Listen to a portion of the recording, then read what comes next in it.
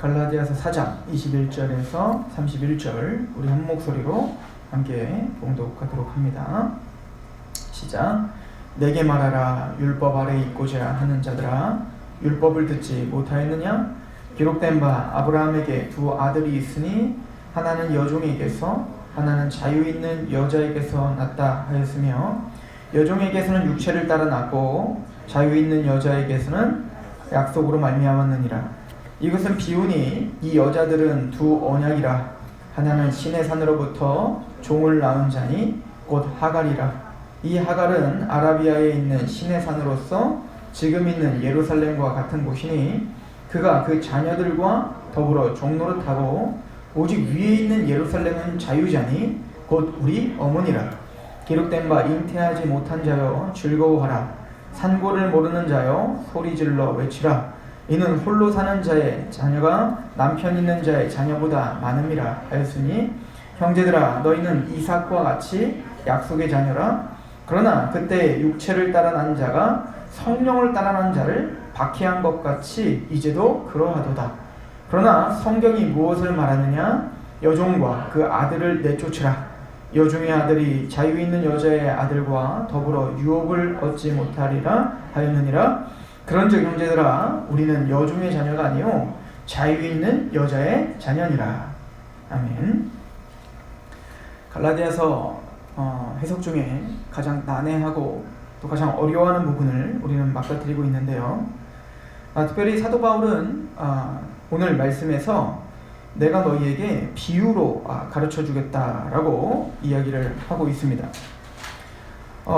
이것은 바로 비유다라고 설명을 하죠. 24절에 보시면 이것은 비유니 이 여자들은 두 언약이다 이렇게 표현을 하고 있어요. 이 비유라라고 하는 말은 알레고루메나, 즉 이거를 보통 이제 알레고리 이렇게 표현하거든요. 알레고리적 해석, 풍유적 해석. 사실은 기독교 안에 풍유적이고 알레고리 해석이 그렇게 좋은 해석은 아니에요.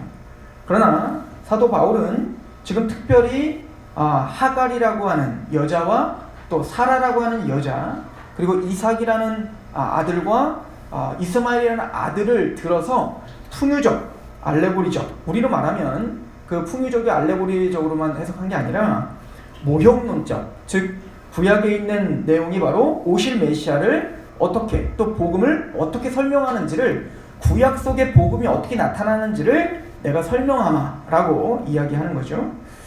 기독교 안에 많은 이단들이 있는데 그 이단들의 특징들이 있어요. 뭐냐면 비유를 이야기한다는 건데, 그 사람들의 특징은 성경에서 비유로 말할 것들은 문자로 보고, 문자로 우리가 해석해야 되고 역사적으로 해석해야 될 것들은 비유로 보죠. 그래서 가장 대표적으로 계시록 같은 경우는 그럼 묵시문학인 거야. 문학 중에 시편은 시이고요. 그리고 어떤 서술형이 있고, 또 묵시문학은 묵시문학이라는 장르가 있단 말입니다. 다니엘이랄지 스가랴랄지 또 에스겔이랄지 그런 수많은 상징어들이 있다고요. 그것들은 비유죠. 상징이죠. 당연히 계시록을 풀을 때는 상징적으로 풀어야 되는 게 맞아요. 근데 신천지나 이런 사람들은 그 비유를 문자적으로 자기들에게 맞추죠. 또 세대주의도 마찬가지죠. 문자적으로 그것들 다 자기에게 맞추려고 노력을 한단 말이에요. 그런데 또 재밌는 건 분명히 오늘 같은 본문은 사도 바울이 뭐라고 말하죠? 이거는 비유다라고 말했어요. 이건 문자적으로 풀어야 될 게 아니라 비유적으로 풀어야 되는 거예요. 풍유적으로 풀어야 되는 거라고요. 그런데 예를 들어서 안상홍 증인의 같은 경우는 이 말씀을 문자적으로 그대로 자기에게 맞춰라. 이게 이단들의 특징이에요. 성경에서 비유라고 하면 비유로 풀면 되고, 역사면 역사로 말하면 되고, 또 서술용어로 본다면 서술로 말하면 되는 거예요. 초등학교만 나오면 이 성경이 지금 비유인지 시인지 역사인지 어떤 그런 문법적인 것을 충분히 이해할 수 있단 말입니다. 그런데 안상홍 주인의 같은 경우는 창세기에 있는 말씀대로 그 사람은 여자 하나님, 남자 하나님을 믿거든요. 그러니까 여자 하나님을 말하기 위해서 창세기에 태초 하나님께서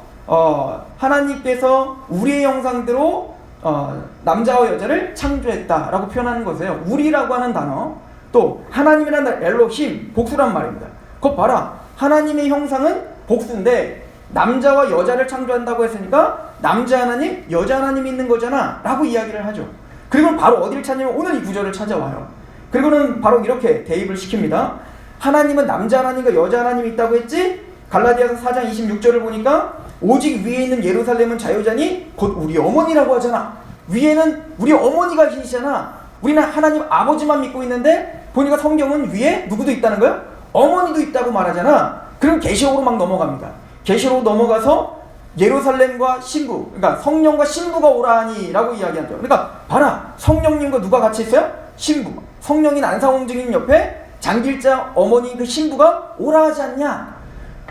지금 세 가지 구절만 봐도 그냥 와, 정말 그러네. 왜 하나님을 우리는 남자 하나님만 있다고 믿었지? 아버지 하나님이 있다고만 믿었지? 여자 하나님이 있네? 이런 식으로 그 구절만 따로 떼어서 대입을 시킨단 말입니다. 엉터리 해석인 거예요.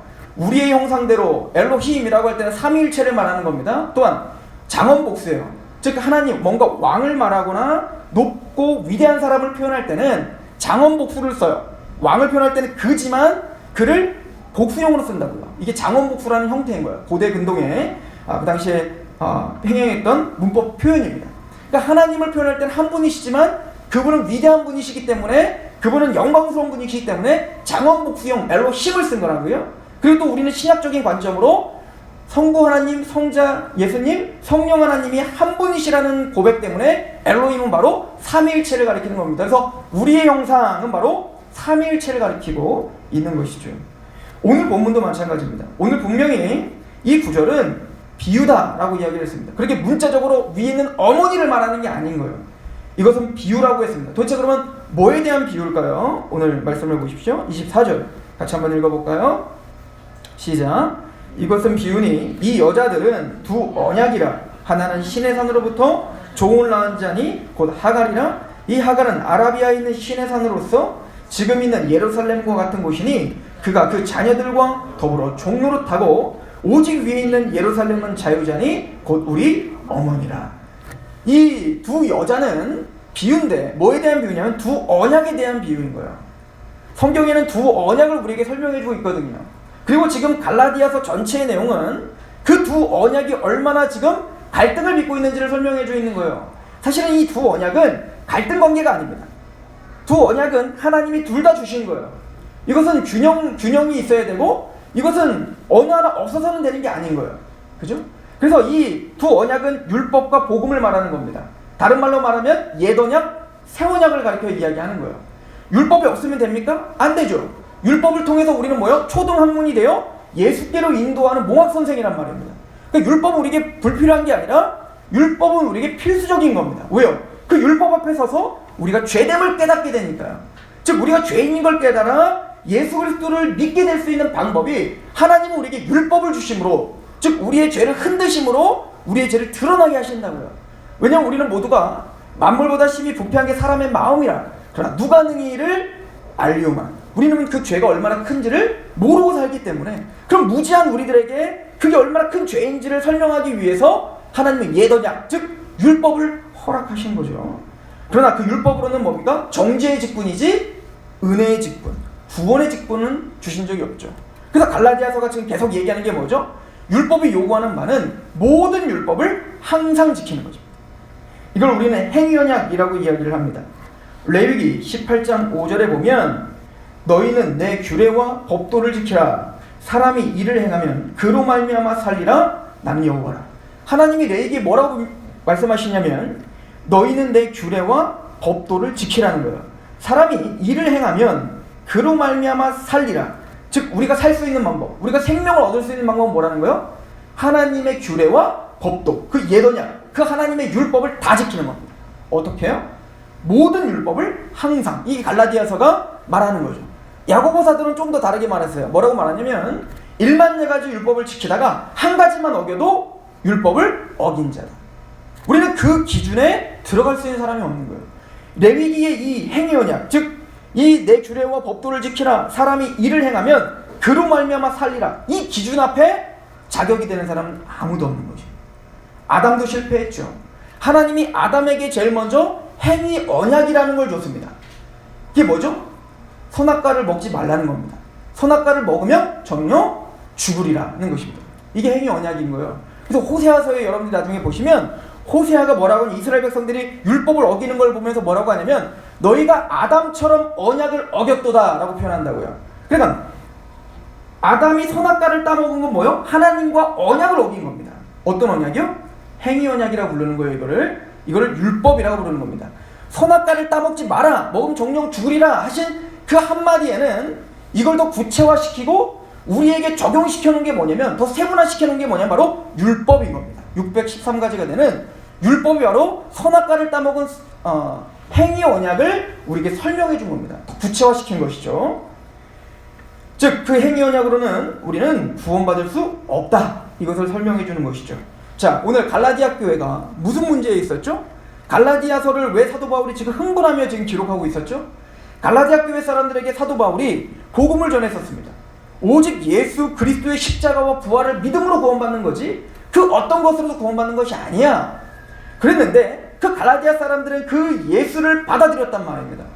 바울이 전했던 그 예수를 받아들여 어느 정도까지죠? 지난주에 우리가 상고한 것처럼 사도 바울을 영접했단 말입니다. 사도 바울은 몸이 약했고 볼품없었습니다. 또 이 갈라디아 사람들은 그가 가르쳐준 그 복음이 얼마나 귀했으면 사도 바울이 눈이 안 좋았단 말입니다. 눈이 병이 들었단 말입니다. 그랬더니 이 갈라디아 사람들은 자신의 힘을 빼서라도 바울에게 주고 싶은 마음이 있을 정도로 전심을 다해서 사도 바울을 영접했고 사도 바울을 사랑했어요. 왜 그랬던 거죠?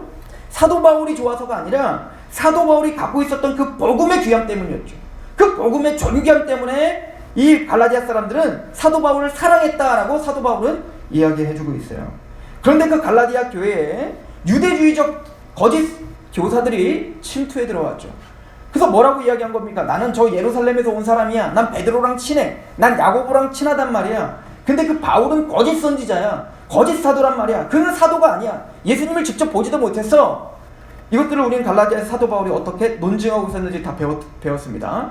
자, 그렇게 말하는데 뭐라고 했죠? 좋아, 너희가 예수님을 믿음으로 구원받는 거 맞지? 예수님을 믿음으로 세례를 받고 너희가 이신칭의 받고 의롭다함 받은 건 맞아. 그런데 그거 갖고는 안 돼. 이제는 너는 너의 공로와 너의 선행과 너의 어떤 열심과 노력으로 그 믿음을 유지해야 되고, 그 대표적인 게 뭐냐면 너는 유대인이 되어야 되는 거야. 유대인이 되기 위해선 할례를 받아야 되지. 근데 너 할례 받았니? 할례 안 받아서 빨리 할례를 받아 라고 속였던 겁니다. 갈라디아 사람들은 사도 바울과 너무 떨어져 있었습니다. 그리고 갈라디아 사람들은 그 이야기를 듣고 헷갈리기 시작한 거예요. 그리고는 그들이 예루살렘 공회에서 왔다라는 소식, 그 외적인 것 하나 때문에 또 사도 바울보다 훨씬 더 권위가 있어 보이는 그 모습 때문에 그 사도 바울의 말보다는 그들의 말에 더 귀를 기울였던 것 같습니다. 그리고 정말 이들은 할례를 받고자 했었던 것 같아요. 근데 아직 받지는 않은 것 같습니다. 왜냐면 오늘 말씀에 보면 오늘 본문을 다시 한번 보시면 21절, 내게 말하라, 율법 아래 있고자 하는 자들아, 율법을 듣지 못하였느냐? 율법 아래 있고자 원하는 자들이라는 표현이거든요. 그러니까 뭔가 그들이 말하고 있는 율법을 지키고 뭔가 할례를 받고 싶어하는 지금 상황인 거예요. 사도 바울은 말하는 겁니다. 너희가 율법 아래 정말 있고자 하느냐? 네가 율법이 무엇이니 정말 듣지 못했니? 라고 하면서 그 율법 앞에 너의 행함을 복음 앞에 끼워 넣는 것이 얼마나 잘못된 것인지를 오늘 비유를 통해서 확증하려고 하는 것입니다. 오늘 비유는 먼저 두 언약에 대한 비유라고 했죠. 바로 율법과 복음, 옛 언약과 새 언약의 비유라고 이야기를 했습니다. 근데 오늘 말씀을 한번 읽어보겠습니다. 22절부터 보시면요, 기록된 바 아브라함에게 두 아들이 있으니 하나는 여종에게서 하나는 자유 있는 여자에게서 났다 하였으며, 여종에게서는 육체를 따라 났고 자유 있는 여자에게서는 약속으로 말미암았느니라. 이것은 비유니 이 여자들은 두 언약이라. 하나는 신의 산으로부터 종을 낳은 자니 곧 하갈이라. 이 하갈은 아라비아에 있는 신의 산으로부터 지금은 예루살렘과 같은 곳이니 그가 그 자녀들과 더불어 종노릇하고 있다라고 이야기를 하죠. 여기 보면 아브라함, 똑같은 아버지인 아브라함에게서 두 자녀가 태어납니다. 장자인 이스마엘이죠.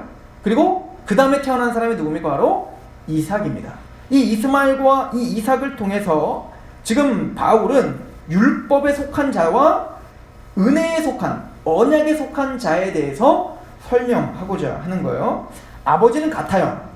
아버지는 같아요. 혈통적으로는 뭐죠? 다 아브라함의 자손이란 말이에요. 그런데 누가 다르죠? 어머니가 달라요. 그 어머니는, 즉 하갈은 뭐죠? 자유인이 아니라 여종이었어요. 여종. 하갈은 여종이었는데 그 몸종인 하갈을 통해서 낳은 자가 이스마엘이고, 또 사라는 자유인이었죠. 정부인이었단 말입니다. 그 정부인 사라를 통해서 낳은 자가 이삭인 거예요. 그러니까 아버지가 문제가 아니라 뭐가 문제라는 거예요? 어머니가 문제라는 겁니다. 그 어머니가 자유인이냐 종이냐, 이 두 가지가 문제라는 것입니다. 똑같은 하나님을 믿고 있는 것 같아도, 똑같이 한 아버지를 믿고 있는 것 같아도 우리 어머니가 누군지 이제가 그게 문제라는 것이죠. 그럼 우리 어머니는 뭘까요? 장길자? 지금 성경에서 말하는 어머니는 둘로 나눠져 있죠. 하갈은 이 땅에 있는 예루살렘을 가리킨다라고 이야기를 하고 있습니다. 그럼 사라는 위에 있는 예루살렘을 가리킨다라고 이야기하고 있는 거예요. 무슨 얘기일까요? 땅에 있는 예루살렘은 바로 유대교를 가리키는 말하는 겁니다. 유대교. 즉 율법을 통해서 행함으로, 육체적인 어떤 행함으로 너희가 아브라함 자손이라고 말하는 자들의 표현이 뭐냐면 바로 유대교를 가리키는 게 바로 땅에 있는 예루살렘을 가리키는 거예요. 그러면 그 땅에 있는 예루살렘이 진짜 예루살렘이 아니잖아요. 히브리서에 보면 이 땅의 예루살렘이 진짜 예루살렘이 아니라 하늘의 도성이 있단 말입니다. 그게 뭐죠? 하나님 나라죠. 즉 하나님 나라에 속한 그 이 땅의 것이 아닌 하늘의 것이 있단 말입니다. 그게 어딜까요? 바로 기독교를 가리키고 있는 것입니다. 즉 유대교와 기독교를 지금 정확하게 구분해서 지금 설명하고 있는 거예요. 물론 더 나아가서 이것은 교회 안에 어떤 교회이냐로 우린 나눠지게 될 것입니다. 결론은 여기서 어머니, 여자는 바로 교회를 상징하고 있는 것입니다. 너희가 정말 율법에 소속된 교회인 것이냐, 아니면 언약에 소속된 교회인 것이냐, 이것을 갖고 지금 싸우고 있다라고 하는 것입니다. 비유예요. 이것은 위에 진짜 우리 어머니 있다는 얘기 아닙니다. 자, 그렇다면 하나하나 좀 풀어가 봅시다. 그 이삭과 이스마엘 이야기부터 좀 해보려고 하는데요. 우리 창세기를 한번 가보세요. 처음에 이스마엘이 태어난 그 내력을 우리가 좀 상고하고자 합니다. 우리 창세기 16장 1절입니다.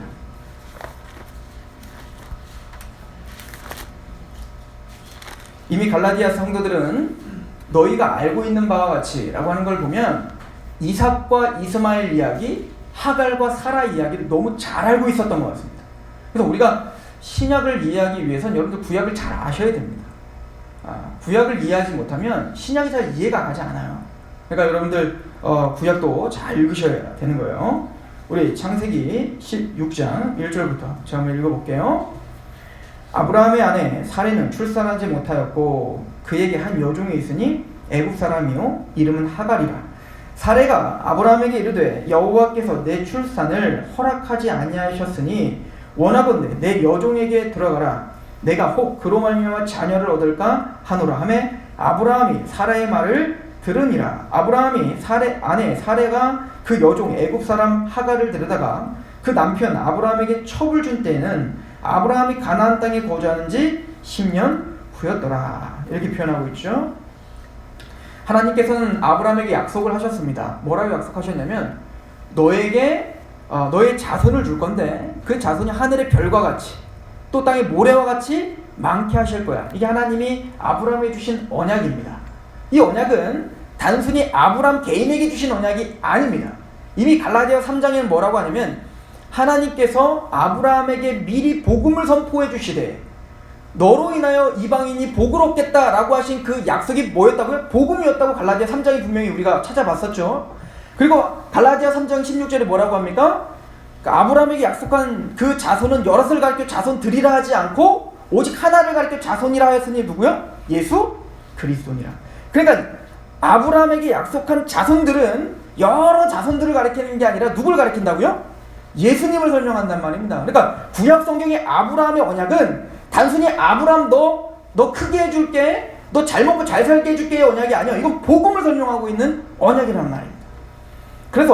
그런데 그 아브라함은 그 언약을 받고 그 언약을 지키려고 하다 보니까 자기가 아이를 낳아요, 못 낳아요?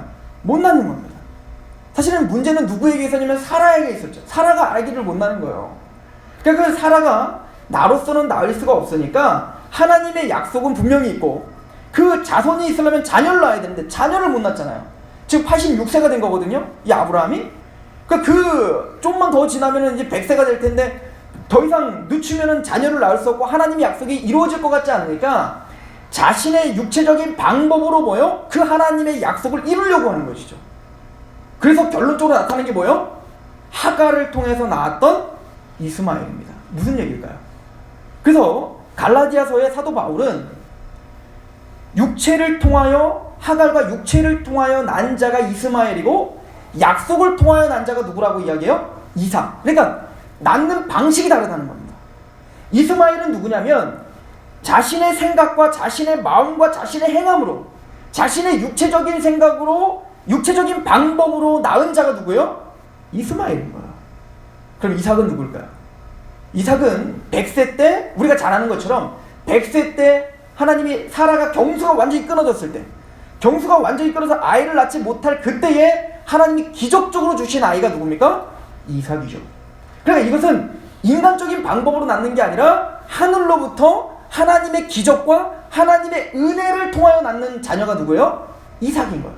근데 그냥 무턱대고 하나님이 기적을 베풀어줬던 게 아니라 하나님의 뭐에 따라서 약속에 따라서 난 자녀가 누구라는 거예요? 이삭이라는 것입니다. 마찬가지로 오늘날 교회 가운데 있지만 갈라디아 성도들아 너희 교회 안에 있지만 이스마엘과 같은 자가 있고 이삭과 같은 자가 있단다 라고 지금 설명해주고 있는 겁니다. 그럼 이스마엘 같은 자는 누구냐면 인간의 방법으로 낳으려고 하는 자입니다. 즉 이스마엘을 낳았던 교회, 율법적인 교회는 뭐죠? 인간적인 방법과 인간적인 노력과 인간적인 행함으로 너희가 하나님의 자녀가 되려고 한 자들. 그럼 그 반대로 이삭은 누굽니까? 인간적인 방법이 아닌 오직 하나님의 기적적인 방법과 하나님의 은혜의 방편, 즉 언약의 방법으로 낳으려고 한 자녀, 그게 바로 이삭인 거죠. 즉 그런 방편으로 성도를 낳는 교회, 둘로 나눠진다는 것입니다.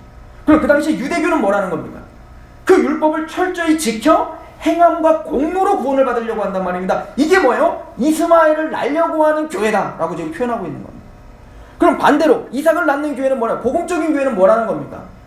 나의 어떤 행함과 노력으로 낳는 게 아니라 기적적인 방법으로, 은혜의 방법으로, 하나님의 언약의 방법으로 성령님을 통해서 난 자가 바로 이삭과 같은 언약의 자손이다 라고 표현하고 있는 거죠. 우리 잠깐만 갈라디아서 잠깐 다시 갔다 봅시다. 우리 창세기 다시 올 거예요. 갈라디아서 4장입니다. 오늘 설교는 말을 많이 하면 더 힘들어지거든요. 가장 단순하게 설명을 해야 되지만 무슨 얘기인지는 지금 흐름을 잡고 계시죠. 자, 갈라디아서 우리 4장 다시 한번 봅시다. 그래서 사도 바울은 이렇게 이야기를 하고 있습니다. 29절 한번 읽어볼까요? 시작. 그러나 그때에 육체를 따라 난 자가 성령을 따라 난 자를 박해한 것 같이 이제도 그러하다. 그래서 이스마엘은 뭐에 따라 난 자? 육체를 따라 난 자라고 표현하고 있고, 이삭은 뭐에 따라 난 자? 성령을 따라 난 자라고 표현하고 있는 거예요. 갈라디아서의 사도 바울이 너희가 성령을 받은 것이 듣고 믿음으로냐 아니면 듣고 행함으로냐를 물어봤다고요. 여기서 갈라지는 거예요. 여기서 성령을 받을 때에 듣고 믿음으로 받았냐 아니면 행함으로 받았냐는 거예요. 이게 육체적인 것이냐 성령적인 것이냐의 갈림길이라는 얘기인 거예요. 즉 우리가 구원받는 것은 거듭나야 되는 거야. 요한복음 3장 3절부터 5절까지 보면 예수님께서 뭐라고 하죠? 내가 진실로 진실로 너희에게 이르노니 물과 성령으로 거듭나지 않으면 하늘나라를 볼 수도 없고 갈 수도 없다는 겁니다. 즉 성령님으로 거듭나지 않는다면, 즉 하나님의 복음이 들려졌을 때, 그 하나님의 약속이 들려졌을 때 그 약속이 성령님을 통해서 믿어지고 그 약속이 성령님을 통해서 내 마음에 인쳐지지 않으면 우리는 하나님의 자녀가 될 수 없다는 거예요. 그 어떤 누구도, 아담 이후로 그 어떤 사람도 자신의 노력과 행함과 그 공로로 의롭다움을 받고 구원받을 자는 아무도 없다 라고 사도 바울은 이야기하고 있는 겁니다. 그렇다면 이삭은 어떻게 이삭이 되었고 이삭의 그 신앙이 무엇인지, 언약에 속한 자들의 신앙이 무엇인지를 우리 아브라함의 이야기를 통해서 한번 이야기해 볼까요? 우리 창세기 21장을 가보세요.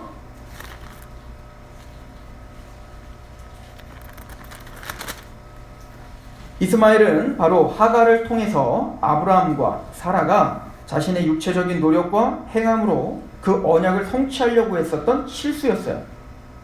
그게 잘못된 거죠. 그럼 반대로 창세기 21장 1절부터 7절을 보시면 이삭을 낳을 때 이렇게 표현하고 있습니다. 21장 1절에서 7절 제가 읽어보겠습니다. 여호와께서 말씀하신 대로, 이걸 중요하게 여기셔야 돼요. 여호와께서 말씀하신 대로, 즉 언약하신 대로요. 사라를 돌보셨고 여호와께서 말씀하신 대로, 계속 반복하고 있죠.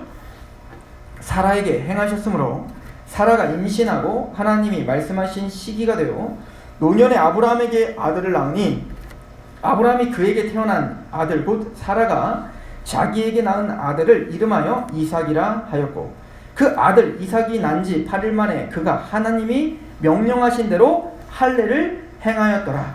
아브라함이 그의 아들 이삭이 그에게 태어날 때 100세라 이렇게 표현하고 있죠. 6절 같이 한번 읽어봅시다. 시작. 사라가 이르되 하나님이 나를 웃게 하시니 듣는 자가 다 나와 함께 웃으리로다. 이게 중요한 메시지입니다.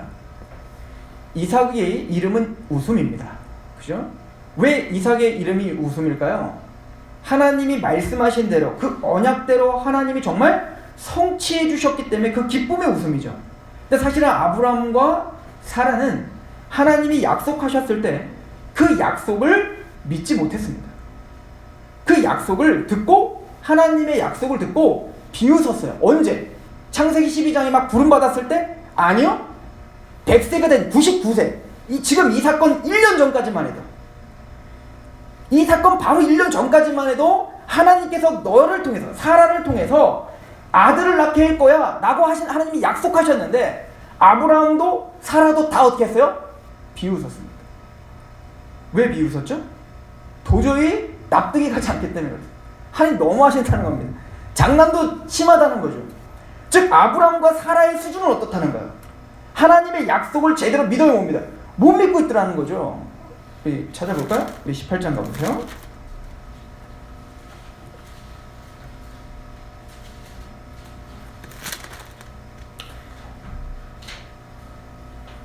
자, 17장부터 보겠습니다. 아브라함에게 하나님 먼저 약속하십니다.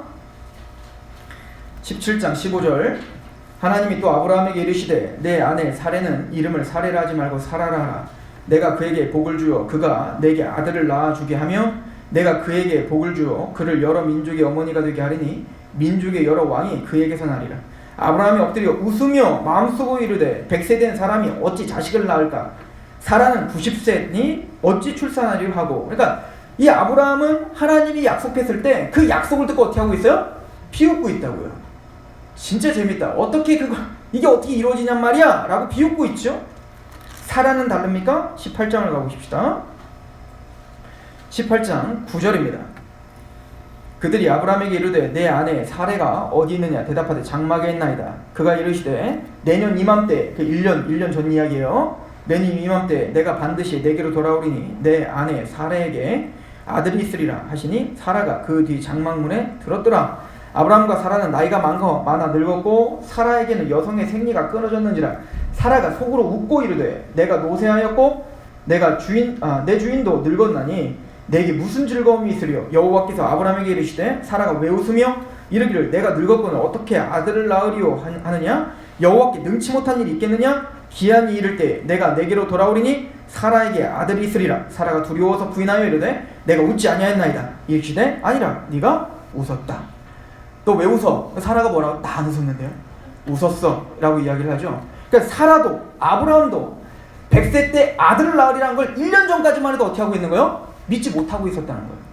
아브라함은 그 이삭을 받을 만한 자격이 안 된다고요.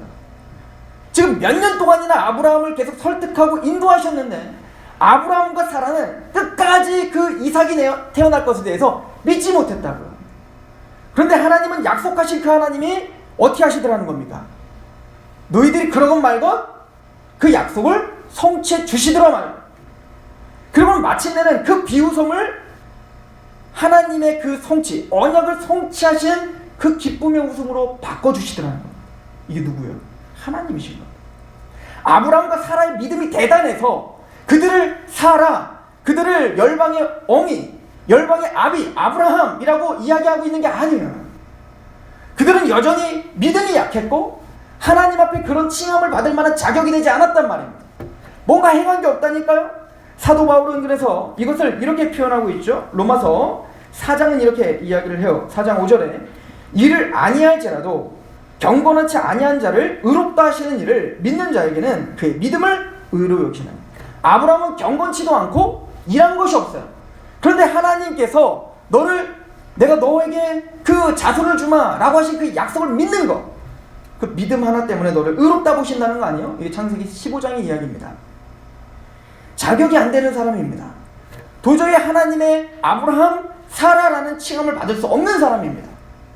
그런데 그 아브라함과 사라의 믿음을 누가 만들어가고 있는 겁니다? 하나님이 그들을 기쁨의 웃음으로 만들어 주시더라 라고 하는 것이죠. 이게 믿음인 거예요. 이게 복음인 겁니다. 여러분들, 이것을 우리는 새 언약이라고 이야기하는데 다른 말로 은혜 언약이라고 이야기한다고요? 이 이야기는 사실은 아브라함 전부터 이야기 있었던 거예요. 바로 아담 이야기입니다. 여러분들, 아담이 선악과를 먹으면 정령 죽으리라 했단 말입니다. 그래서 정령 죽었어요. 죽은 거죠. 영적으로 끊겨버렸으니까 하나님과. 그래서 에덴 동산에서 쫓겨났잖아요. 그런데 그 아담에게 뭐라고 합니까? 이제는 죽이면 되는 겁니다. 왜? 그 행위 언약을 어겼으니까.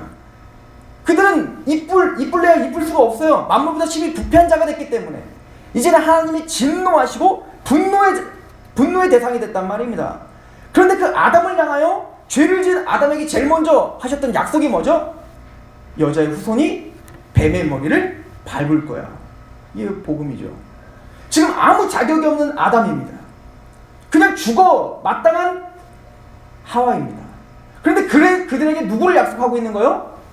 자기 아들을 약속하고 있다고요. 죽기 합당한 자격이 없는 넌데 내가 너희를 위해서 여자의 후손을 보내면, 그 여자의 후손이 누굽니까? 바로 예수 그리스도잖아요. 즉 예수 그리스도, 자기 아들을 죽이기로 그때 결단하셨다고요. 이게 은혜가 아니에요? 이게 은혜인 거야.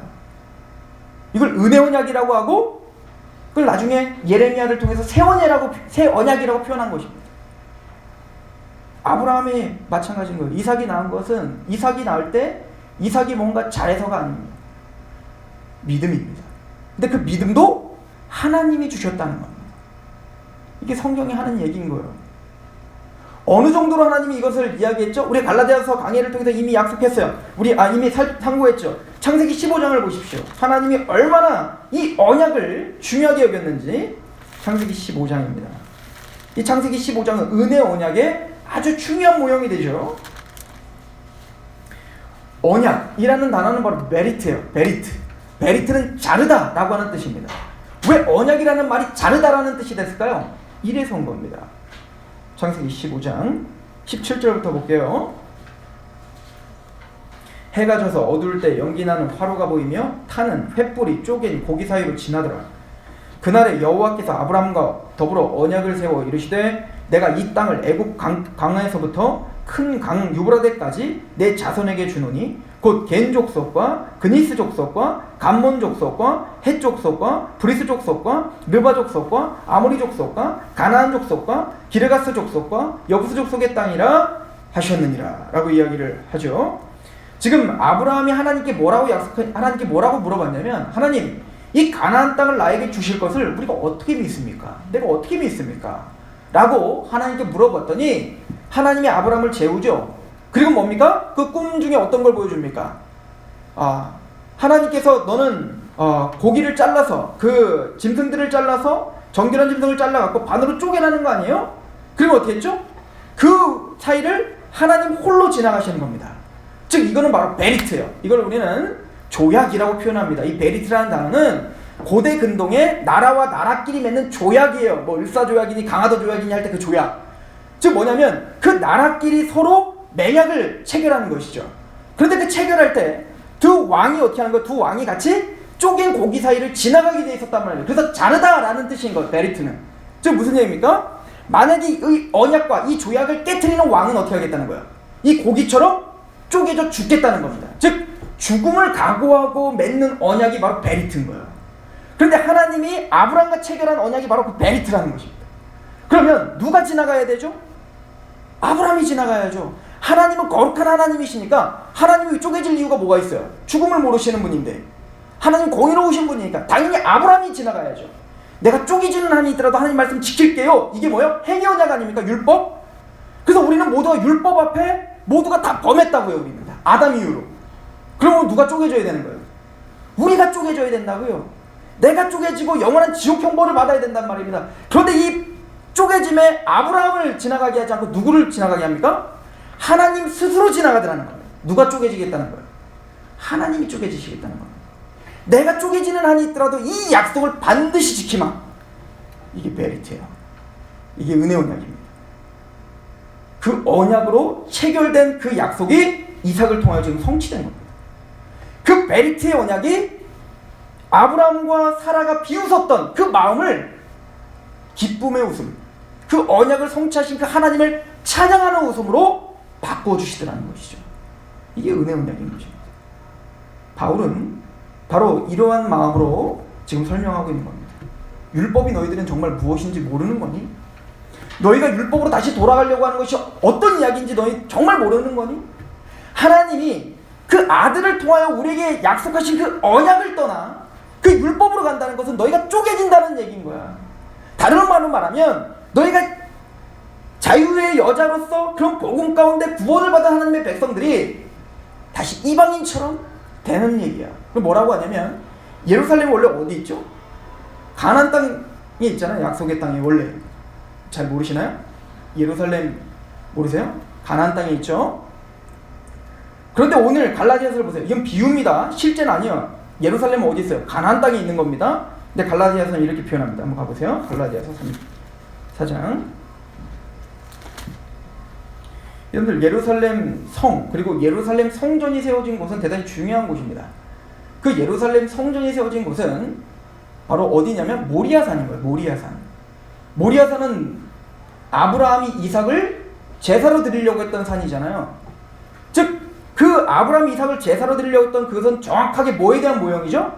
바로 예수 그리스도. 아버지께서 그 아들이신 예수 그리스도를 십자가에 죽이는 그 상징적인 의미가 모리아산이에요. 그곳에 뭐가 세워지는 거예요? 예루살렘 성전이 세워지는 거라고요. 은혜의 곳이란 말입니다.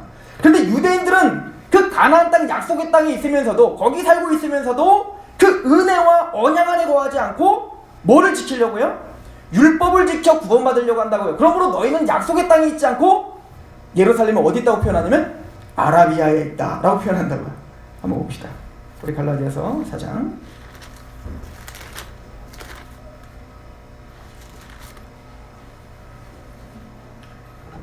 25절. 이 하갈은 아라비아에 있는 신의 산으로서 지금 있는 예루살렘과 같은 곳이니, 사실은 같은 곳이 아니에요. 이건 비유예요. 상징적으로 지금 말하고 있는 겁니다.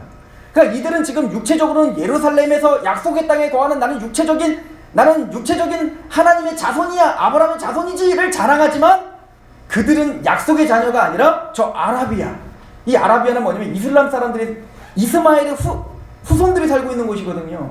지금도 아라비아는 이스마엘의 후예들, 아랍권이 살고 있잖아요. 사실은 아브라함의 이 실수로 말미암아 지금 이스라엘과 지금 아랍의 그 전쟁이 계속 이어지고 있는 거거든요. 그러니까 지금 바울은 뭘 말하는 겁니까? 뭐를 지금 지적하고 있는 거죠? 너희가 지금 약속의 자녀고 약속의 땅이 예루살렘에 거한다고 말하고 있지만 유대인들아, 그리고 유대주의적인 율법주의적인 교회들아, 너희는 약속의 땅에 거하는 게 아니라 어디 거하고 있다? 이스마엘의 지역인 아라비아에 거하고 있다는 거예요. 너희는 이스마엘의 자손이다 라고 표현하고 있는 것이죠. 만약에 우리가 언약 가운데 구원을 받았다면 우리가 곧 아브라함의 자손이라고 이야기합니다. 갈라디아서 3장을 보십시오. 그래서 앞에서 이런 이야기를 했던 거예요. 사도 바울이 갈라디아서 3장 26절. 너희가 다 믿음으로 말미암아 그리스도 예수 안에서 하나님의 아들이 되었으니 누구든지 그리스도와 합하기 위해 세례를 받은 자는 그리스도로 옷 입었느라. 예수 그리스도로 말미암아 구원받은 자, 이 세례는 물 세례 말하는 거 아니에요. 성령 세례를 가리키는 겁니다. 성령님을 통해서 예수의 십자가와 부활이 연합한 자를 말하는 거예요. 믿음을 가리키는 겁니다. 28절. 너희는 유대인이나 헬라인이나 종이나 자유인이나 남자나 여자나 다 그리스도 예수 안에서 하나이니라. 29절 같이 읽어봅시다. 시작. 너희가 그리스도의 것이면 곧 아브라함의 자손이요 약속대로 유업을 이을지 아니라. 이제는 육적인 유대인이, 육적인 할례와 율법을 지키는 자가 아브라함의 자손이 아니라 예수 그리스도 안에 있는 자들이 참된 아브라함의 자손이며 위에 있는 예루살렘, 진짜 예루살렘, 진짜 약속의 땅, 그 땅에 거하고 있는 백성이다 라고 사도 바울은 이야기를 하고 있습니다. 그리고는 한마디를 더 붙여서 우리에게 이렇게 설명하죠. 우리 4장을 다시 한번 가보시면 29절에 그러나 그때 육체를 따라 난 자가 성령을 따라 난 자를 박해한 것 같이 이제도 그러하다. 초대교회 때나 지금이나 율법주의자들이 언약을 믿고 있는 복음주의자들을 핍박합니다. 그래서 종교개혁자들이 그렇게 수많이 순교를 당했던 겁니다.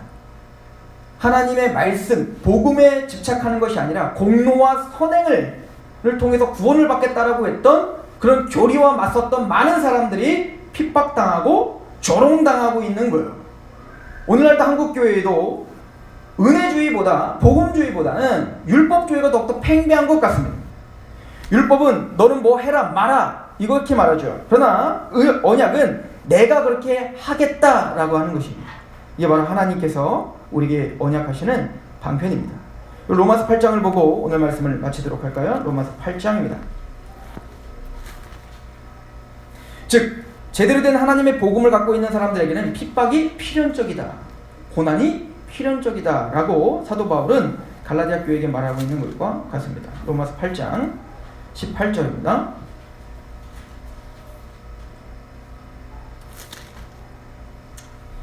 자, 우리 12절부터 볼게요. 8장 12절.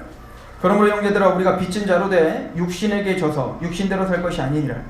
너희가 육신대로 살면 반드시 죽을 것이로되 영으로서 몸의 행실을 죽이면 살리니 무릇 하나님의 영으로 인도함을 받는 사람은 곧 하나님의 아들이라. 그럼 예수님의 은혜로만 구원받았다고 막 살으라는 얘기요? 그렇지 않다는 겁니다. 하나님의 영의 지배를 받는 사람들은 하나님의 말씀대로 살고자 그렇게 고군분투한다고 있는 거예요. 그리고 말합니다. 15절. 너희는 다시 무서워하는 종의 영을 받지 아니하고 양자의 영을 받았으므로 우리가 아빠, 아버지라 부르짖느니라. 성령이 친히 우리의 영과 더불어 하나님과 하나님의 자녀인 것을 증언하나니 자녀이면 또한 상속자, 곧 하나님의 상속자요 그리스도와 함께 상속자니 우리가 그와 함께 영광을 받기 위하여 고난도 함께 받아야 할 것이니라. 성령으로 난 자를 육체가 난 자라 어떻게 하죠? 핍박하죠. 실제적으로 이스마엘이 그래서 이삭을 핍박하고 조롱했단 말입니다. 오늘날도 마찬가지라는 거야. 갈라디아 성도들아, 참된 언약의 복음, 자유함 있는 자유의 그 아들들을 그 육신의 자녀들, 즉 율법주의자들은 핍박하고 있다라고 하는 것이죠. 그리고는 사도 바울 로마서는 말합니다. 너희가 예수 그리스도의 언약으로 말미암아 유업을 받을 자다. 그것은 예수님의 십자가도 함께 지는 자들이다. 구원받아 하나님 백성들은 고난도 함께 있을 수밖에 없다는 것을 사도 바울은 갈라디아서, 로마서에 그렇게 두 가지 이야기를 하고 있는 것입니다. 여러분들은 자유의 여인에게 태어난 언약의 사람들입니까? 아니면 율법의 속박에 매여 자유함이 없는 그런 이스마엘과 같은 율법의 속박이 있는 그러한 종의 자녀들입니까? 하나님 앞에, 말씀 앞에, 또 그 은혜 언약 앞에 감사함으로 예배드리는 저와 여러분들에게 축원합니다. 기도하겠습니다. 하나님 아버지 너무나 감사합니다. 이스마엘과 이삭을 통해서 율법 아래 매인 사람들과 하나님의 복음의 언약 아래 매여 기뻐하고 또 그 은혜의 언약이 무엇인지를 알고 그 하나님 앞에 감사로 예배드리는 하나님의 백성들이 무엇인지를 배웠습니다. 하나님, 성령님을 통해서 복음을 알게 하셨고 우리가 얼마나 죄인이며 그 죄인인 우리를 구원시켜 주신 그 하나님의 은혜가 무엇인지, 그 지극히 크신 사랑이 무엇인지를 알게 하셔서 감사합니다. 하나님, 우리가 아버지 하나님이 어떤 고난이 있더라도 또 어떤 조롱이 있더라도 하나님의 말씀을 의지하고 승리하며 그렇게 하나님 말씀을 자랑하며 하나님께 예배자로 그렇게 자유함을 뺏기지 않고 아버지 힘있게 싸울 수 있는 하나님의 성도들이 되게 하여 주옵소서. 우리는 이삭과 같이 언약의 자손들입니다. 예수 그리스도의 이름으로 감사하며 기도합니다.